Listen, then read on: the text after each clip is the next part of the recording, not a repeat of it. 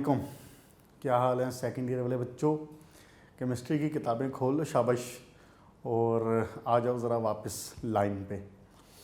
कैसी तबीयत है? सब ठीक ठाक है? खैर खैरियत है? ख्याल रखें अपना, अपने घर वालों का। यही आपके लिए बेहतर है, यही आपके इदारों के लिए बेहतर है, और यही आपके मुल्क के लिए बेहतर है। आपकी सेहत होगी तो इंशाल्लाह ताला आपके घर वालों का, आपकी फैमिलीज़ का, और ऑब्वियसली एट लास्ट और इन लार्ज हमारे मुल्क का मुस्तकबिल अच्छा होगा। अल्लाह ताला आपकी हिफाजत करें। अच्छा जी बेटा, लास्ट टाइम हमने हो गया था हमारा काम, बोरेक्स मुकम्मल हो गया था। हमने कंपाउंड्स ऑफ बोरोन शुरू किए थे, और मैंने आपको उसमें बताया था कि कंपाउंड्स ऑफ बोरोन में हमने बेसिकली दो चीज़ें डिस्कस करनी है। कंपाउंड्स ऑफ बोरोन में दो चीज़ें थी जो हमने डिस्कस करनी है। एक हमने करनी थी सबसे पहले बोरेक्स, और दूसरी हमने करनी है बोरिक एसिड्स। ये दो चीज़ें। बोरेक्स बड़े अच्छे तरीके से तफसीलन, और मुझे याद पड़ता है कि मैंने आपको उसका जो स्ट्रक्चर है वो भी बना के दिखा दिया था, और मैंने आपको उसमें बता दिया था कि बल्कि अब मैंने क्या बताना था, अब आप मुझे बताएं ना ज़रा, ये क्या था? BO3-3, ये क्या चीज़ थी? ये बोरेट था। इसको बोरेट देखें ना, इसको बोरेट हम कैसे कह रहे हैं? इसका नाम देखें ना, क्या नाम रखा है इसका? BO3 को क्या कह रहे हैं? बोरेट, बोरेट या बोरेट्स।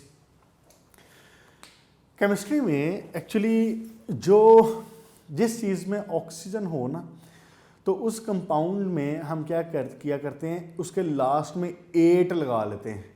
अब जिस तरह भी आप देखें, अपने दाएं बाएं अपने गौर फरमाएं ज़रा, और अपने पहले वाला नॉलेज ज़रा उस पर नज़र डालें, तो आपको ये पता चलेगा कि जहाँ पे भी वर्ड आ रहा है ना 8, जहाँ पे भी वर्ड लास्ट में आ रहा है 8, जैसे ये 8, तो इस 8 का मतलब होता है कि इस कंपाउंड के अंदर ऑक्सीजन शामिल है। गौर करें ज़रा कैसे।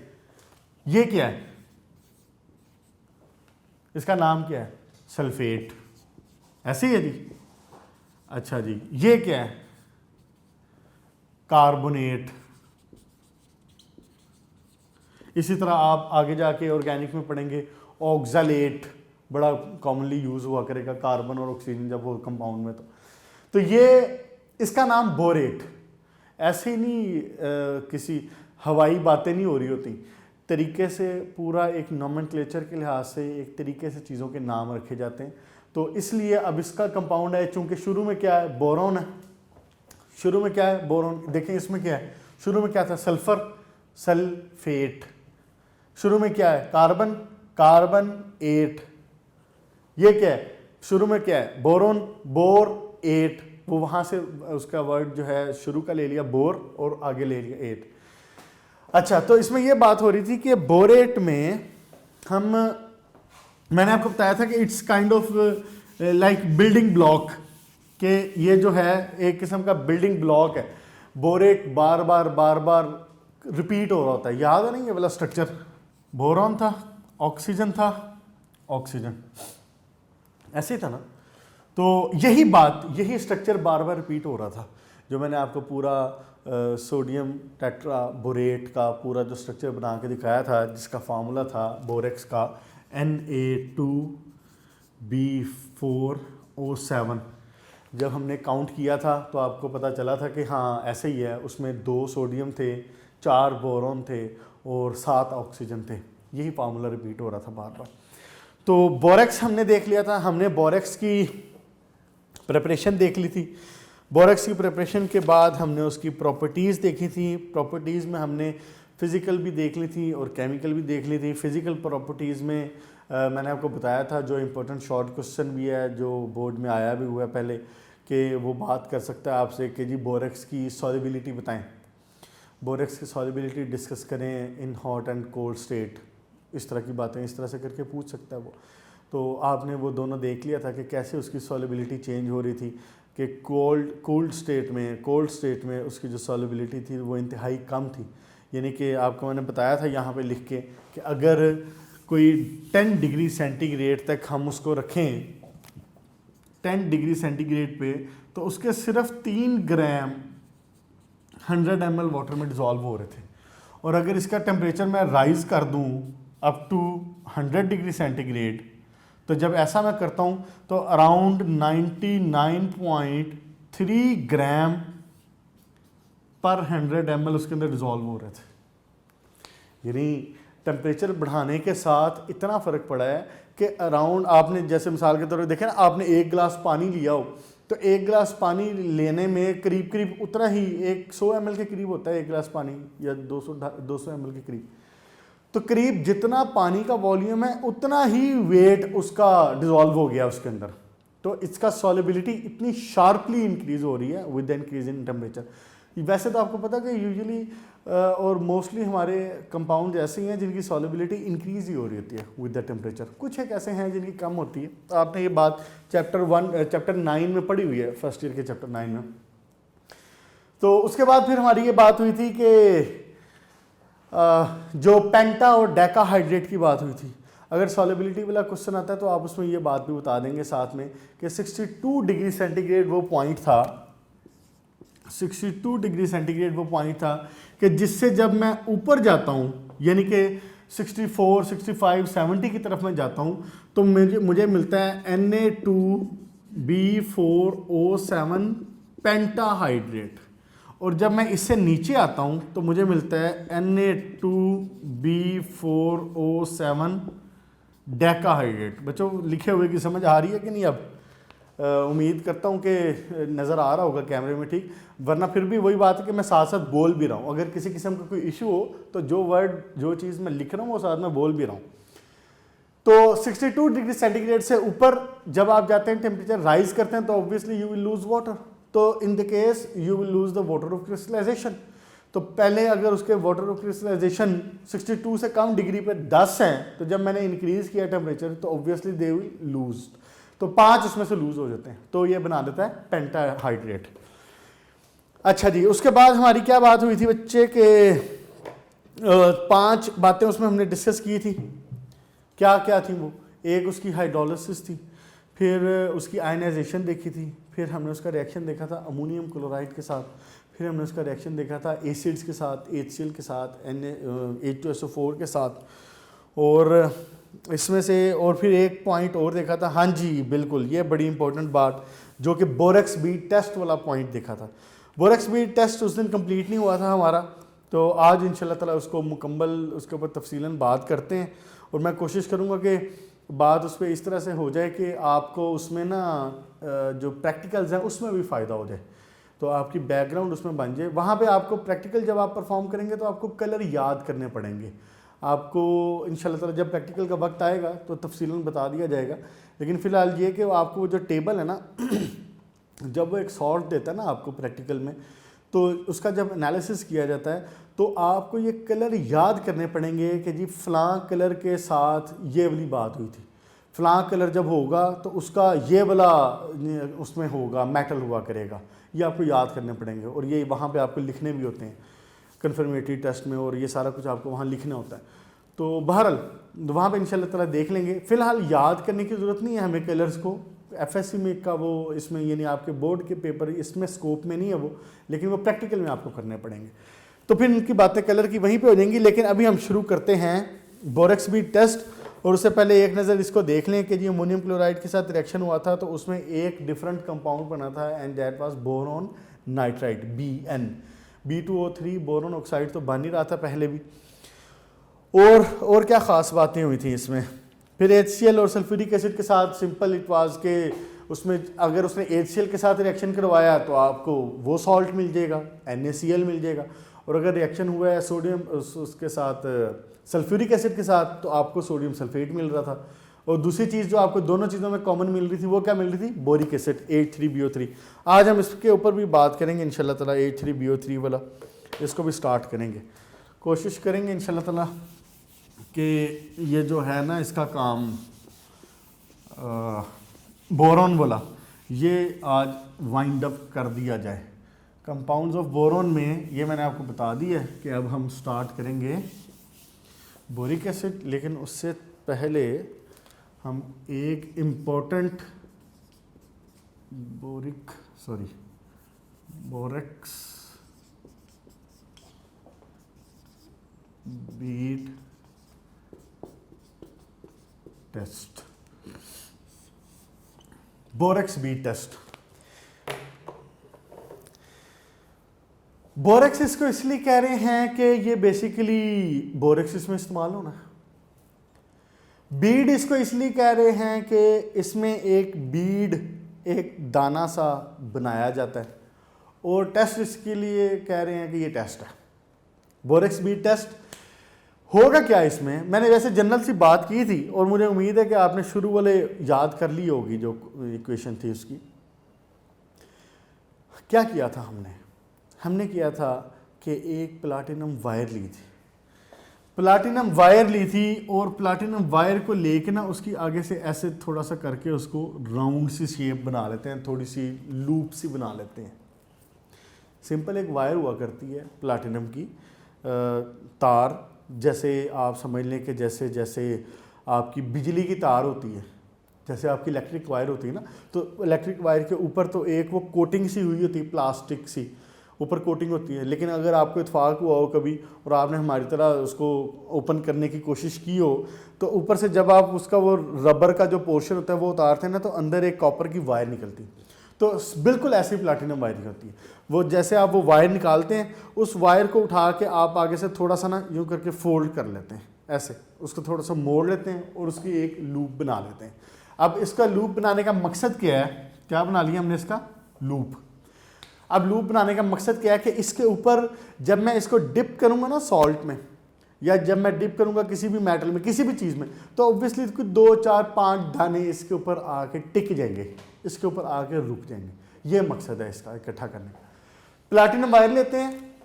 अच्छा, यहां पे अब एक ये भी सवाल पैदा होता है, प्लैटिनम वायर, यहां पे एक सवाल ये पैदा होता है कि वाई ओनली प्लैटिनम, सिर्फ प्लैटिनम ही क्यों हमने यहाँ पे कॉपर की क्यों नहीं ले ली, आयरन की क्यों नहीं ले ली, कोई स्टील की क्यों नहीं बनवा ली। बेटा platinum one of those metals है जो कि बड़ा इनर्ट है, रिएक्टिव नहीं है, इसकी ऑक्सीडेशन नहीं होती, आपने प्लैटिनम सुना भी होगा, जैसे वाइट गोल्ड जिसको कहते हैं। जैसे आपका गोल्ड है ना, गोल्ड को हम इसमें क्या नाम है इसका जो इस्तेमाल करते हैं ज्वेलरी के तौर पे इसको इस्तेमाल करते हैं, तो इसको ज्वेलरी के तौर पे इस्तेमाल क्यों किया जाता है। हम लोहे की अंगूठी बना के क्यों नहीं पहन लेते, या हम कॉपर की अंगूठी बना के क्यों नहीं पहन लेते। वो इसलिए कि ये जो गोल्ड होता है ये इनर्ट है, ये इनर्ट मेटल है, इसकी ऑक्सीडेशन नहीं होती, इसकी जो चमक दमक है वो बरकरार रहेगी, ये हवा के साथ नमी के साथ ये ख़राब नहीं होगा। ये सारी रीज़न होती हैं, और यही रीज़न्स हैं जिनकी वजह से इसको जो है ना वो एक कॉस्टली मेटल के तौर पे सामने आया है। और आज से नहीं, आपको पता है कि हज़ारों सालों से ऐसे ही चल कि ये जो गोल्ड हो गया, चांदी हो गया, इनको ज़रा महंगी में उसमें धातों में कंसिडर किया जाता है, इनकी शाइननेस की वजह से, इनकी चमक की वजह से। और फिर एक बात और ये है कि ये बहुत ज़्यादा पाई भी नहीं जाती, बहुत कॉमन भी नहीं है। जैसे आयरन वगैरह हो गया, कॉपर वगैरह हो गया, बहुत कॉमन है, लेकिन ये इतनी कॉमन नहीं है, तो इस वजह से इसका फिर रेट बढ़ता है। तो बहरहाल, तो जिस तरह से वो गोल्ड एक इनर्ट है ना, इसकी ऑक्सीडेशन नहीं होती, इसी तरह प्लैटिनम की भी ऑक्सीडेशन नहीं होती, ये भी इनर्ट है। यानी कि जब मैं इसको प्लैटिनम वायर को इस्तेमाल करूंगा ना, तो बीच में जब मैंने वो कलर ऑब्जर्व करना होगा तो ये मुझे डिस्टर्ब नहीं करेगी प्लैटिनम वायर। ये नहीं हो कि मैं इसको बर्न कर रहा हूँ तो इसका अपना ही कोई कलर आ रहा हो बीच में। अगर इसका अपना ही कलर आ रहा होगा तो फिर मैं तो ये आइडेंटिफाई नहीं कर पाऊंगा कि मेरा जो सॉल्ट है वो क्या है। तो इसलिए इसको यूज़ किया जाता है प्लैटिनम वायर को। अच्छा जी, जब प्लैटिनम वायर को इस्तेमाल किया जाता है, एक बात तो ये होगी कि प्लैटिनम वायर को यूज़ करना है हमने। दूसरी बात मैंने आपको उस दिन बताई थी कि टेस्ट बेसिकली दो तरह के होते हैं, एक होता है क्वालिटेटिव और दूसरा होता है क्वांटिटेटिव। दो तरह के टेस्ट होते हैं एनालिटिकल केमिस्ट्री में। आपने फर्स्ट ईयर में सेकंड चैप्टर में इनके डेफिनेशन भी पढ़े हुए हैं, शॉर्ट क्वेश्चन के तौर पे याद की हुई। क्वालिटेटिव का क्या मतलब था उस वक्त मैंने आपको बताया था। क्वालिटेटिव मतलब क्वालिटी, कि इसके अंदर क्या मौजूद है, क्या मौजूद है इसके अंदर। जैसे आपको इत्फाक हुआ हो कभी आपने इसके ये जो वाटर बॉटल्स होती हैं हमारी, नेस्ले की होगी, डोसे वगैरह की होगी, गोरमे की होगी, वाटर बॉटल जो आप ख़रीदते हैं तो बॉटल के ऊपर बाहर की तरफ इंग्रेडिएंट्स लिखे होते हैं। उस इंग्रेडिएंट में उसने लिखा होता है कि इस पानी के अंदर मैग्नीशियम इतना है, इसके अंदर कैल्शियम है, इसके अंदर फ़लाँ चीज़ इतनी है, इसकी पीएच इतनी है, ये सारी चीज़ें लिखी होती हैं। ये क्वालिटी, ये जानना और ये बताना कि इसके अंदर, इस पानी के अंदर क्या क्या मौजूद है। जैसे मैं कहता हूँ आपको व्हाट प्रेजेंट, क्या क्या मौजूद है, qualitative. What qualitative, how much quantitative. ठीक हो गया। वही चीजें जो कि क्वांटिटी कितनी है उनकी, जो उसके अंदर पहले मौजूद है, पहले ये पता चला कि क्या क्या मौजूद है, क्लोराइड कितने हैं, मैग्नीशियम कितने हैं, सल्फेट कितने हैं, और फिर ये बात करते हैं कि कितने मौजूद हैं। हर एक की लिमिट्स हैं, हर एक की लिमिट्स हैं। वर्ल्ड हेल्थ ऑर्गेनाइजेशन की तरफ से, हु की तरफ से जो ड्रिंकिंग वाटर है इसकी लिमिट्स हैं कि जी आप जो ड्रिंकिंग वाटर है उसके अंदर मैग्नीशियम जो है वो 10 ppm से ज़्यादा नहीं होना चाहिए। वो जनाब क्लोराइड है तो वो जनाब 20 ppm से ज़्यादा नहीं चाहिए। सोडियम है जी 50 ppm से ज़्यादा नहीं होना चाहिए। तो सबकी एक लिमिट्स मौजूद है जो कि इंटरनेशनली रिकगनाइज्ड है, इंटरनेशनली आइडेंटिफाइड है और इंटरनेशनली अनाउंस्ड है। तो सबको पता है जो भी उसके मुताबिक पानी बना रहा होगा, that water should be according to who that limitations, उसके मुताबिक होना चाहिए। भारत तो एक जब एनालिटिकल केमिस्ट काम कर रहा होता है ना, तो वो इसमें दो चीज़ों में इंटरेस्टेड होता है कि क्या उसमें एक चीज़ के उसमें जो चीज़ें मौजूद हैं वो कौन कौन सी हैं, और दूसरी कि उसमें कितनी कितनी मौजूद हैं। तो क्वालिटेटिव और क्वांटिटेटिव दोनों टेस्ट होते हैं एनालिटिकल केमिस्ट्री में। हम जो टेस्ट करने जा रहे हैं बोरेक्स बीट टेस्ट, ये रिलेटेड है क्वालिटेटिव से। ये मुझे टेस्ट क्वांटिटेटिव एनालिसिस नहीं देता। ये बात आपसे शॉर्ट क्वेश्चन में पूछी जा सकती है, ये बात आपसे एमसीक्यूज में पूछी जा सकती है, ये बात आपसे पेपर में, उसमें जब आपका प्रैक्टिकल होगा उसमें ये बात पूछ सकता है। वो कह सकता है कि बेटा ये बताएं कि बोरेक्स बीट टेस्ट कौन सा टेस्ट है, क्वालिटेटिव है या क्वांटिटेटिव है। तो आप उसमें बताएंगे उसको कि ये क्वालिटेटिव टेस्ट है, ये क्वांटिटेटिव नहीं है। ये मुझे ये नहीं बताता कि मेरे सॉल्ट में कॉपर, आयरन, फलां कितना है, ये नहीं बताता। ये सिर्फ ये बताता है कि फलां चीज़ मौजूद है। ये वाला टेस्ट पॉजिटिव है, इसका मतलब है ये वाला मेटल मौजूद है। ठीक हो गया। ये बात ज़हन में रख लेना कि ये क्वालिटेटिव टेस्ट है। अच्छा जी, जब हम क्या करते हैं, ये प्लैटिनम वायर ली और प्लैटिनम वायर को जनाब उसके एक लूप बना ली आगे से ताकि ये क्रिस्टल्स को होल्ड कर सके। उसके बाद लेट्स से ये प्लैटिनम वायर है मेरे हाथ में और इसका आगे जो मार्कर की टिप है, इमेजिन कि ये इट्स लाइक अ लूप, ये एक लूप है। और जब इसको वायर को कर लिया जाता है तो फिर इसको हम बोरेक्स करीब हमें दिया होता है, उस बोरेक्स के अंदर इसको यूँ करके डिप करते हैं। जब इसको ऐसे करके डिप करेंगे तो जस्ट लाइक अ स्पून, जब आप इसको बाहर निकालेंगे तो इसके ऊपर कोई 5, 7, 8, 10 क्रिस्टल्स बोरेक्स के इसके ऊपर टिक जाएंगे। ऐसे होगा। हम क्या करते हैं, इसको उठा के उसके अंदर जो करीब हमने बंसन बर्नर जलाया होता है, या लैंप जलाया होता है, जो भी हो, उसके ऊपर ला के रख देते हैं। जब उसके ऊपर ला के रखा जाता है और इसको हीट मिलती है तो इसके अंदर से जो वाटर है वो क्या होता है, वो एक्सपेल होता है। वो एक्सपेल होता है तो मैंने एक वर्ड उस दिन भी यूज़ किया था कि ये एक फ्लॉदी मैस बना लेता है। एक फ्लॉदी मैस बना लेता है। फ्लॉदी मतलब ऐसे जैसे काइंड ऑफ बबल्स हों बीच में से, उसमें से चूंकि वाटर निकल रहा होता है तो वो थोड़ा सा फूलता है, पहले स्वेल अप होता है। तो स्वेल अप होता है तो साथ में वाटर निकलता है इसमें से। तो लेकिन उसको जब मज़ीद जलाया जाता है तो उसको कंटिन्यू उसके ऊपर बर्नर के ऊपर ही रखा जाता है ऐसे करके। तो थोड़ी देर बाद क्या होता है कि वो जो मटेरियल होता है ना वो ट्रांसपेरेंट होने लग जाता है। पहले ट्रांसपेरेंट नहीं होता, फिर वो ट्रांसपेरेंट होने लग जाता है। जब वो ट्रांसपेरेंट होता है ना तो वो एक ग्लास बीड में कन्वर्ट हो जाता है। किस में कन्वर्ट हो जाता है? एक ग्लास बीड में कन्वर्ट हो जाता है वो। बीड बना दी। बीड कहते हैं एक दाने को, जैसे मैंने आपको बताया था लास्ट टाइम कि जैसे तस्बीह होती है ना, तस्बीह के दाने होते हैं, माला होती, तो वो दानों की तरह ये एक दाना सा बन जाता है इसके ऊपर, मटर के दाने की तरह का, लेकिन ये ट्रांसपेरेंट होता है, इसका अपना कलर कोई नहीं होता, इसलिए इसको क्या कह रहे हैं, ग्लास बीड, ये ग्लास की तरह। अच्छा, यहां तक आपने ये बात उस दिन देख ली थी कि यहां तक इसका हो जाता है रिएक्शन। अब इसमें रिएक्शन क्या होता है, जब हम हीट कर रहे थे Na2B4O7 हाइड्रेटेड को हम हीट कर रहे थे, इसके नतीजे में हमें मिल रहा था Na2B4O7, साथ में हमें एक चीज़ मिल रही थी NaBO2, साथ में हमें एक चीज़ मिल रही थी B2O3। यही है जी, ठीक हो गया। तीन चीज़ें आपको यहां मिल रही थी आफ्टर हीटिंग Na2B4O7, ये तो बोरक्स है ही है। एक चीज़ जो NaBO2 का नाम फटाफट बता दो, सोडियम मेटाबोरेट। और तीसरी चीज़ क्या थी, B2O3, बोरॉन ऑक्साइड। अब फर्दर जो काम होता है ना वो इसका होता है, बोरॉन ऑक्साइड का।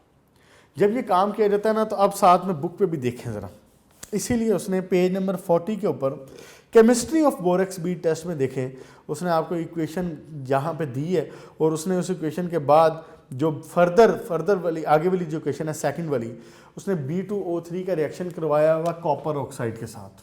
ये जो B2O3 है ना, ये रिएक्शन करेगा अब उस मेटल के साथ, उस सॉल्ट के साथ जो मैंने जो प्रैक्टिकल में आपको प्रोवाइड किया गया।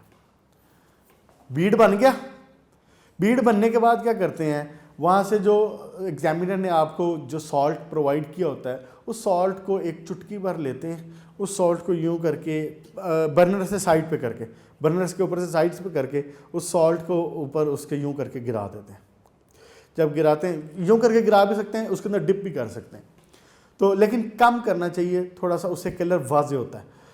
तो यूं करके आप इसके ऊपर जब गिराएंगे तो कोई 2 4 5 दाने क्रिस्टल्स के इसके ऊपर टिक जाएंगे, ऐसे बाकी मुमकिन है नीचे गिर जाएंगे, लेकिन कुछ दाने इसके ऊपर रुक जाएंगे क्रिस्टल्स। अब क्या करेंगे, अब इसको आप दोबारा इसके अंदर फ्लेम के अंदर लेके आएंगे।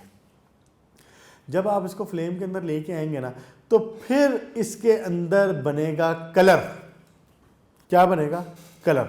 अब वो कलर क्यों बना है, वो कलर बना है B2O3 का रिएक्शन हुआ कॉपर के साथ। लेट्स से इस एग्जांपल में मैं ये कह रहा हूँ कि मैंने उसमें लिया हुआ कॉपर, तो ये कॉपर के साथ रिएक्शन होगा, कॉपर के साथ ये रिएक्शन करके ये बना देगा इसका ऑक्साइड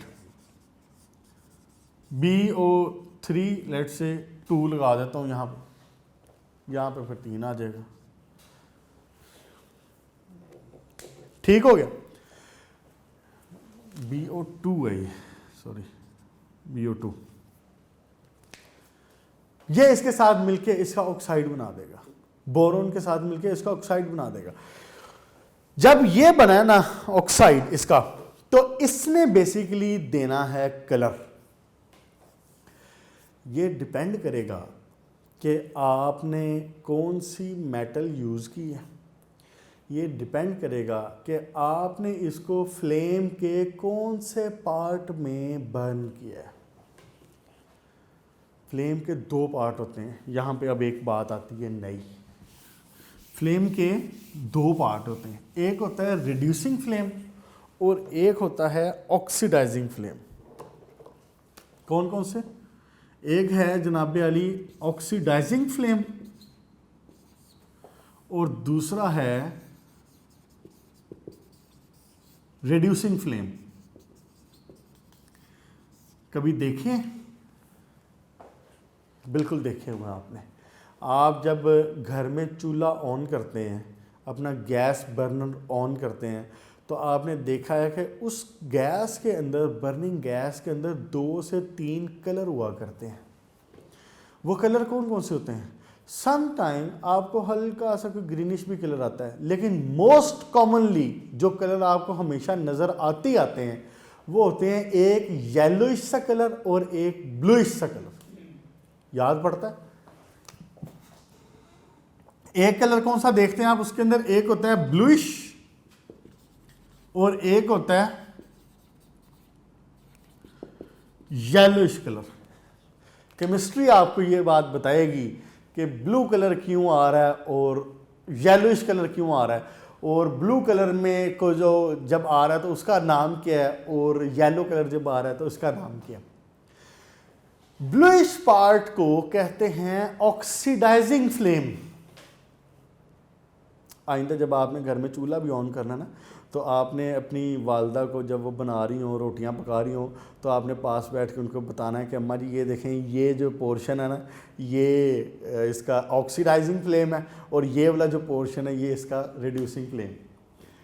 ऑक्सीडाइजिंग फ्लेम जो होता है ना वो ब्लूइश होता है, और जो रिड्यूसिंग फ्लेम होता है वो येलोइश होता है।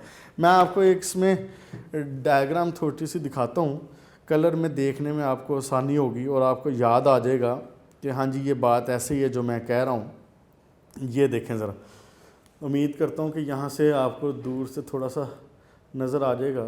ये देखें, यूजुअली आप जब देखते हैं तो इस तरह का फ्लेम हुआ करता है। ये देखें, ये येलोइश फ्लेम है, इसमें इस फ्लेम में मिक्सचर सा है, इस फ्लेम में भी मिक्सचर सा है, और ये जो लास्ट में आ रहा है बिल्कुल ये वाला, ये ब्लूइश फ्लेम है। अच्छा, बॉयज ने ये ब्लूइश फ्लेम जरूर देखा होगा, ये ब्लूइश फ्लेम बॉयज ने जरूर देखा होगा। कहां पे देखा होगा? ये आपने देखा होगा वेल्डिंग शॉप पे। जब आप वेल्डिंग शॉप पे जाते हैं ना, कोई छोटी मोटी कोई चीज आपने वेल्डिंग करवानी हो ना, तो वो जो उसको आग लगाता है ना, उसको फीते को, और वो जलाता है जब ऑन करना है, तो उसमें से बकायदा एक पटाखे की आवाज आती है। पटाखे की आवाज आने के बाद वो जलना शुरू होता है। वो जब जलना शुरू होता है तो आपने नोटिस किया होगा कि वो अपने उसको उसके यहाँ पे जो छोटी सी उसने गेज लगाई होती है उससे वो कंट्रोल करता है। सम टाइम जब वो कंट्रोल कर रहा होता है तो उसमें एक ऐसे सूट की आवाज आती, एक तेज हवा आती, एक तेज आवाज आती, जैसे लाइक शू की आवाज उसके अंदर आती है। एक वो ऑक्सीडाइजिंग फ्लेम बना रहा होता है उस वक्त। ये जो ब्लूइश होता है ना फ्लेम, ये एक आवाज के साथ, एक रोर के साथ, एक धाड़ के साथ जलता है, और जितना ज्यादा ऑक्सीडाइजिंग फ्लेम होगा वो धाड़ उतनी तेज होगी, और जितना कम ऑक्सीडाइजिंग होगा, ऑक्सीडाइजिंग का ऑपोजिट क्या हुआ? रिड्यूसिंग हुआ ना। तो जितना कम ऑक्सीडाइजिंग होगा या रिड्यूसिंग ज्यादा होगा तो वो धाड़ जो थी वो कम हो जाएगी, उसमें शोर नहीं होगा। रिड्यूसिंग फ्लेम में शोर नहीं होगा, और ये वाला विद द नॉइज होगा, विद नॉइज। और ये क्या होगा? ये विदाउट नॉइज होगा। ऑक्सीडाइजिंग फ्लेम में अमाउंट ऑफ ऑक्सीजन ज्यादा होती है, रिड्यूसिंग फ्लेम में अमाउंट ऑफ कार्बन हाइड्रोजन ज्यादा होती है। यह फर्क है। आप जब बर्न करते हैं तो यह डिपेंड करता है आपके चूल्हे के ऊपर, और आपने घर में जब आपने एक और बात नोटिस की होगा, तो आपका जो घर में जो चूल्हा होता है वो मोस्टली इस शेप में होता है, ऐसे एक सर्कुलर पाथ होता है।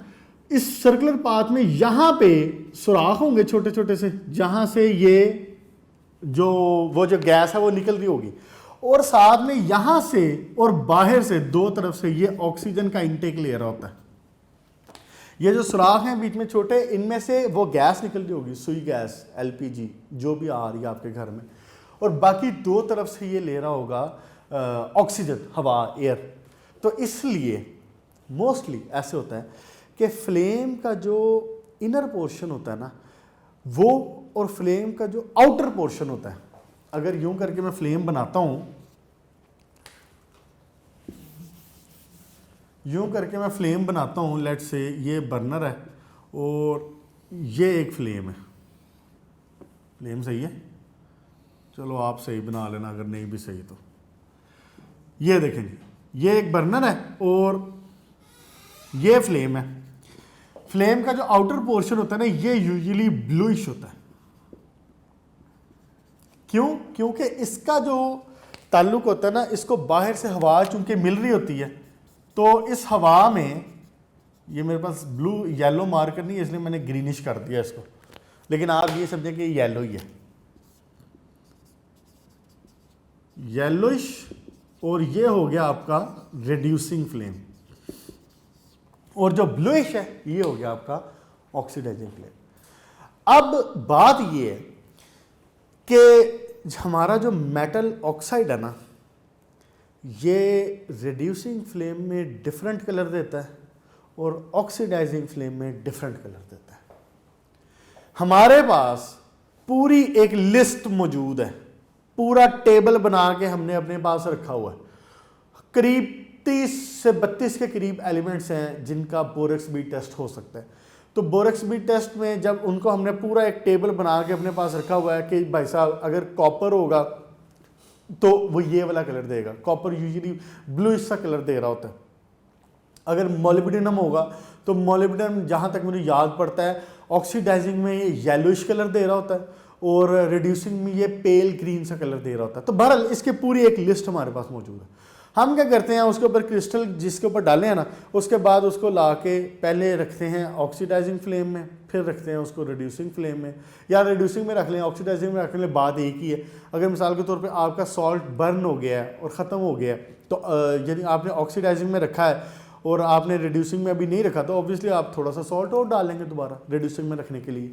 तो एक्चुअली ऑक्सीडाइजिंग का जो टेम्परेचर है ना, ये ज़्यादा होता है। ऑक्सीडाइजिंग का टेम्परेचर अराउंड 3500 डिग्री सेंटीग्रेड होता है और रिड्यूसिंग का कोई 2900 डिग्री सेंटीग्रेड के करीब होता है।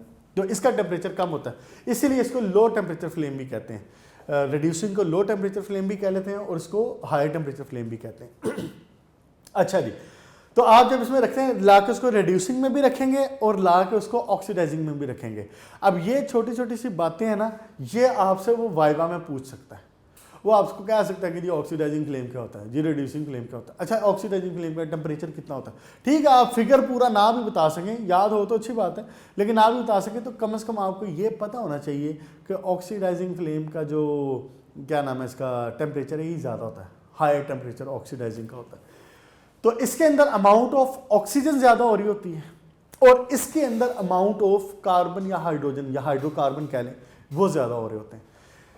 जब अमाउंट ऑफ ऑक्सीजन ज़्यादा हो तो फिर ऑक्सीडाइजिंग फ्लेम बनता है, जब अमाउंट ऑफ हाइड्रोकार्बन ज़्यादा हो तो वो रिड्यूसिंग। अच्छा, यहाँ पे एक और बात आ ज़हन में आपने देखा होगा कि जब आपका जो चूल्हा है घर में वो ठीक काम ना कर रहा हो तो वो देगचियों को ज़्यादा जला रहा होता है। आपकी अम्मा कहेंगी कि पुत्र ये चूल्हा जो है ना ये ठीक करवा दो, ये ना देगची काली कर रहा है, ये देगची काली कर। वो देगची काली क्यों कर रहा है?